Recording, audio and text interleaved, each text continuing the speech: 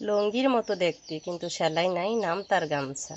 আর মন্ত্রীর মতো দেখতে কিন্তু পদবি নাই, নাম তার চামচা।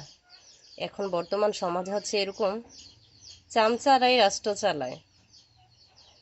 যাদের পদবি আছে তাদের কোনো ভ্যালুই থাকে না, টাকার কাছে অর্থের কাছে সব মূল্যহীন হয়ে গেছে। আমাদের সমাজে অনেক শিক্ষিত যুবক আছে, অনেক শিক্ষিত মেয়ে ছেলে আছে যারা পড়াশোনা করার পরও চাকরি নাই, পদবি থাকার পরও তাদের কোনো যোগ্য সম্মান দেওয়া হয় না। হসপিটালে গেলেও মামা খালু না থাকলে আগে ঢুকা যায় না। 100 টাকা দিলে আগে ঢুকিয়ে দেয়, কেউর পরিচিত লোক থাকলে আগে ঢুকিয়ে দেয়। সময়ের কোনো মূল্য থাকে না, সব জায়গায় এই জন্য মামা খালু থাকতে হয়। মামা খালু ছাড়া কোনো মূল্য নাই। অর্থ এমন এক জিনিস, অর্থ না থাকলেও কোনো মূল্য নাই। এখন বর্তমান সমাজ, বর্তমান পরিস্থিতি এরকম হয়ে গেছে। আসলে ট্রাভেল না করলে বুঝতামই না সমাজটা কত কঠিন।